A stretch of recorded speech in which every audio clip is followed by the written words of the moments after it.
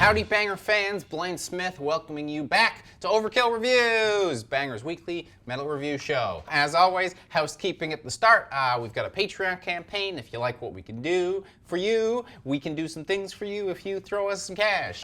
If not, hey, we just appreciate you watching. Subscribe, like, comment, let us know what you like seeing, how things go, how you feel about the record, just have a chat with us. But hey, that's done.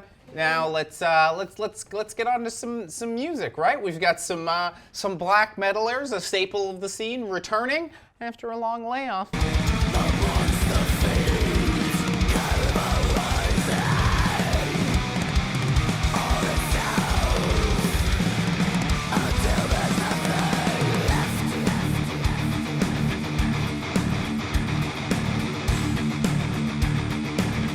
Yes, it's Dark Fortress's Spectres from the Old World, out February 28th on Century Media Records. So, Dark Fortress are a German melodic, progressive-y black metal band, but if you haven't heard them before, those two words in front of that probably don't give you an accurate description of what they sound like. Anyways, formed in 1994, it wouldn't be until 2001 that they'd release their first record, and since then they've kind of just been cranking out solid, well-received records at a fairly consistent pace. Their lineup for a metal band has also been fairly consistent. Little shake-up this time. Drogue has departed on bass to be replaced by, from what I can tell, no one, so cool. And new keyboardist Phoenix joins over. There's some other people in the band, but they're still in the band, and these are all nonsense names anyways. 2020 actually marks a big year for the band. For a while there, they were cranking out records every 2 years, but it's actually been 6 years since Veneral Dawn came out, and Veneral Dawn came out 4 years after Yalem.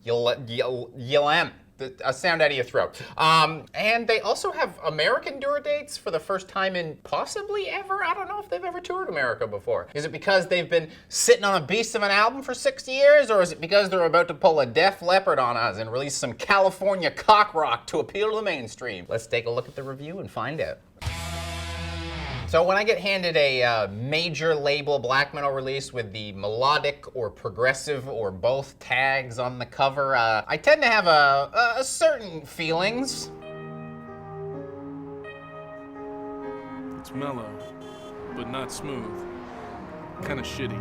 Yeah. But Dark Fortress have been good in the past, and this record seems to have an intro track specifically designed as a rebuttal to my sassy remark, because we start with a cool sample followed by some very intense frantic drumming, and then some cool 80s synth sounds that are spooky vibes, not some big over-the-top church choir getting in the way. True album opener, Coalescence seems to really want to put the stamp on the fact that Dark Fortress can still play some aggro black metal. You start off with about a minute of just blast beats clipping along, and then the break from that is just a truly beastly fill by Seraph. The only time he really lets off the gas is to seemingly allow a guitar solo to happen. Dark Fortress has always been a guitar-forward band, but apparently someone forgot to tell Seraph that. Now that they've put us on notice, the spider in the web comes in to give us that more mid-tempo, progressive, melodic lean that they're known for. The keyboards are a little more noticeable. There's a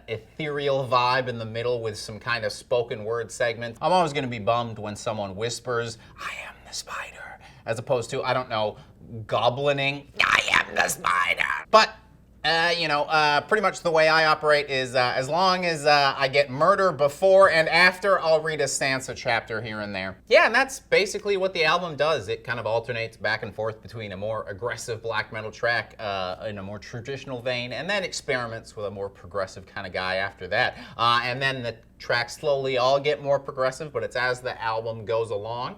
And it's not a quick shift either. My favorite song is probably Pazuzu on the album, and that doesn't come till halfway through. It's track number 6.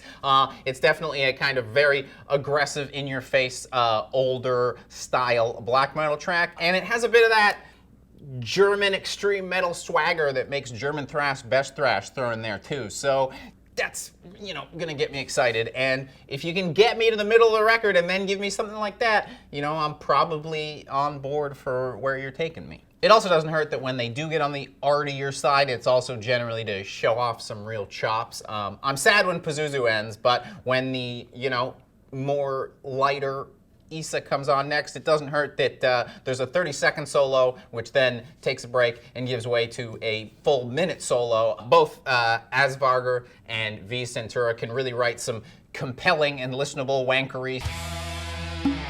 I'm always going to complain when black metal doesn't sound like it's recorded in an actively flooding basement. But what I will say about the production of this record is, while it definitely does have that big Century Media, we're a large professional band kind of sound to it, what they did nail really well is the cold sound that I think is pretty much essential for a good black metal record. It's a combination of the sound of the keys and just the production of the whole thing. It doesn't sound like crap, but hey, if you're gonna, make it sound nice, at least they nailed how it should sound nice. I'm also gonna complain about the last quarter of the record being a little singy for me. Morian's a great black metal vocalist, so I'm kind of like, just keep doing that. But, the singing's not bad. And like I said, they slowly tease it out. It's the last quarter of the record. They've given me some solid black metal jams to get me there. So it's really more just me being a surly jerk, and it's coming down to taste than an actual flaw with the record. But I will say there is singing on the back end. Normally, when bands try and make a record for two camps, it makes a record for nobody. You kind of just do both things a little worse than you could have done. Unless you're Dark Fortress and you're good at your jobs. I think they've successfully managed to reintegrate some of that older aggression that they maybe started to lose a bit in the past couple records, and I think they're a stronger band for it. Like I said, I still think black metal is a small man's game, but if you're gonna do it big, this is how you do it big and right. That's why I'm giving it 4 out of 5 skulls from the old world. I don't know what those are. I guess maybe dinosaurs? So hey, that's the review, but we still have the last little thing. Just some quick shoutouts for you. To keep things black metal, Flusteras? I don't know, they're from the Netherlands, are releasing Bloom on Eisenwald today as well. So if you didn't get your black metal fill from that, toss that in there. It'll make a nice big black metal salad. And if you're in the mood for some death metal, came out a couple of weeks ago, but I haven't gotten a chance to talk to you about it yet. Plague Portraits of Mind on Redefining Darkness is a nice, gross, drippy, blah death metal record. If you want to flip over to the other side, check out that one too. Other than that, just hey, thanks. Yeah, thanks.